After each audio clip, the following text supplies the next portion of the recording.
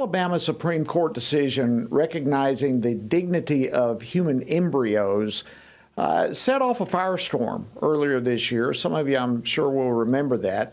But leaders from both parties started promoting their support for in vitro fertilization. Well, yesterday, Republican Senators Ted Cruz and Katie Britt announced that they are introducing legislation that they say will federally protect legal access to IVF. It's a very simple bill that says if a state receives Medicaid funding, that they cannot bar IVF, that a state can and a local government can't, that it is a federal right, that you are entitled to have access to this technology and a state cannot bar it. Of course, that was Senator Cruz, and that was yesterday on Megyn Kelly's program, together there with Senator Britt. Look, I have no doubt that the senators were well-intentioned in this bill, but was it a rushed move on a very complicated issue? And how should Christians consider the entire IVF industry? Well, joining me now to discuss this is Mary Szoch. She's the director of the Center for Human Dignity here at the Family Research Council. Mary, welcome back to the program. Always great to have you. Thanks so much for having me. All right, let's start by, if you can, let's begin just explaining what would this legislation do if it's passed? What would be the result? Well, as Senator Cruz said, this legislation ties Medicaid funding to a state's laws regarding IVF and says that if a state prohibits IVF, they won't receive Medicaid funding. So that sounds like a big deal. I mean, to tie this whole thing to Medicaid funding in itself sounds pretty strong on the one hand, but it seems to me that there are a lot of other issues to consider in all of this. We all know, in fact, I believe we had you on when the Alabama Supreme Court decision came out that, in essence, recognized human embryos as human beings, and that created hysteria that was fueled. Is this a response to the Alabama decision? This absolutely is a response to that decision, and it is a huge deal. The Medicaid funding that a state receives is significant, and states are not going to opt out of receiving Medicaid funding. And we know that Democrats could take this same concept and turn it on its head and say, you know what, we're going to tie state Medicaid funding to whether or not a state protects unborn children in the womb. If a state does not allow a woman to have an abortion, well, we're going to take away their Medicaid funding. And all of this is in response to that Alabama Supreme Court decision that said embryos must be treated as persons. That Supreme Court decision did not attack IVF. What it did was it said that the IVF industry has to treat the embryo as a human being, which it is. Scientifically, it is. And so to assign a different set of value to an embryo simply because it's not conceived within a woman's body, it's morally, logically, and scientifically inconsistent. Yeah, there's so many issues with this. Do you have any idea, let me start with this, any idea at all why they chose to tie Medicaid to this bill? Well, I think it is to make this a federal right. This is something that, as I mentioned, states are not going to opt out of. And so this is really a huge stick that they're using to force states into not prohibiting IVF in any way. Now, a key point here is that no states are currently trying to prohibit IVF. But what this bill does not do is it doesn't say what a quote unquote prohibition on IVF would be. Does that include saying that, a state doesn't actually want to endorse intentional motherlessness or intentional fatherlessness? And so IVF can only happen between married heterosexual couples. Does that mean that a state decides, you know what, we don't actually want to endorse human trafficking, and we know that that's linked to surrogacy. So we're going to say that paid surrogacy is prohibited within our state. Does that mean that a state can't say an embryo has human DNA, it is a person, and so that those embryos must be treated with dignity and respect, and that means they can't be frozen, they can't be destroyed? Are those, in fact, what would be considered prohibitions under this bill? We know that the Democrats would think so. Yeah, so I mean, that's really what brought about the entire Alabama Supreme Court decision. Was some of the embryos were destroyed, and Alabama came back and said, well, those were human beings, which is good. I mean, we recognize that human life begins at conception, but we have millions of these embryos already frozen.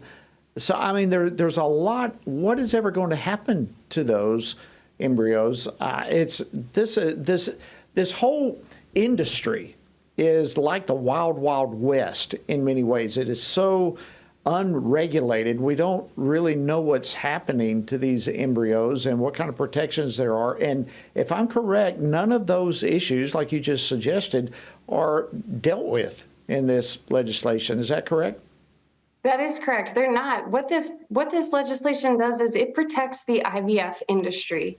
And that's what the Alabama Supreme Court tried to do, was to say, hey, we're going to focus on the parents and on the children who are conceived through the IVF industry. The backlash was created by the IVF industry itself. This is not a bill that protects parents. It doesn't say, you know, actually, if an IVF doctor uses his own sperm to fertilize an egg, that he can be penalized. It doesn't say, you know, if an IVF clinic doesn't store embryos in a safe, secure place, if they don't put as many protections on them as CVS uses on their razor blades, well, they can actually be penalized for that, because those are human beings, and parents have invested so much into those children's lives. It doesn't do any of that. It just protects the IVF industry. And that's where we need to make a change. We need to say IVF needs to be regulated in the United States. It can't operate as it does, where anything goes. Excellent point. Well, earlier today, there were some Senate Democrats that held a press conference on the catastrophic effect, they said, of pro-life laws. And Senator Patty Murray was asked specifically about this Cruz-Britt bill. And I wanted to play her response here and get a little reaction from you. If Republicans really wanted to make sure that IVF was available, they would support our effort to make sure that IVF is in every state. I am confident that our legislation will do that. We are not going to accept any legislation that puts in law personhood. Okay, now she was speaking specifically of the Duckworth bill. So can you tell us a little bit about what their bill would do? Well, the Duckworth bill would allow the Wild West of reproductive rights to become even more wild. You know, we're talking about legalizing chimeras, legalizing cloning, things that Americans believe as unconscionable. What they're really trying to get at here, though, is that infertility is an incredibly painful cross. And it is such a struggle for couples who are carrying it. And it's one that I, as the mother of two with two in heaven, I can't imagine what that cross would be like to carry. But I know that the solution is not a completely unregulated industry that exploits the good desires of parents to become mothers and fathers. There are actually solutions that are more effective. IVF is not actually highly successful. It doesn't treat the underlying cause of infertility. These are things that we need to do. The Duckworth bill and the Cruz bill, neither of those does that. Okay, so let's step into the next pathway, I guess, of this whole argument. As Christians, How should we think about IVF with consistent biblical and reasonable logic? What is a Christian response to this entire industry? Well, I think the first thing that we need to do is acknowledge that couples who are struggling with infertility are on an incredibly difficult journey, and we need to support them and we need to help them carry that cross. And whether that means just asking someone, hey, do you want to talk about this? Or being extra supportive around difficult times for people. Those are steps that we as Christians need to take. Secondly, we need to recognize that the desire to have children is a godly desire, and that is good. But we cannot allow that desire to become out of order from where it should be. We can't allow that desire to completely dominate and separate us from doing things that we know are aligned with God's will. And that begins with respecting the dignity of every human person, the mother, the father, and any future children who may be conceived. And so with that comes recognizing that the IVF industry preys upon women. There are all sorts of medical challenges that women face as the result of IVF, whether it's an increased risk of ectopic pregnancy or of preeclampsia, or of multiple births, which brings with it a more challenging pregnancy. But those physical challenges brought on by IVF don't even speak to the emotional and mental toll that the process takes. And that is a burden that's carried by both the mother and the father. Pornography is an integral part of the IVF process. And the husband's use of pornography is typically how sperm is obtained. That's not good for a marriage. We know that pornography goes against what God tells us about the dignity of men and women and the marital act. And then we know that embryos, while some of them do result in a baby that is one day held by the mother and father, we know that an embryo is a human being from the moment that embryo is conceived and the moment that egg is fertilized. And so that embryo must be treated with dignity and respect. Only 7% of all embryos ever created result in a baby that is held in a mother's arms. And so that means 93% are either destroyed, discarded, frozen, experimented on, or placed in a freezer for future use. And that is something that we really have to reckon with. And then in addition to that, we know that IVF has been used to enable gay parenting, which we know is not good for children.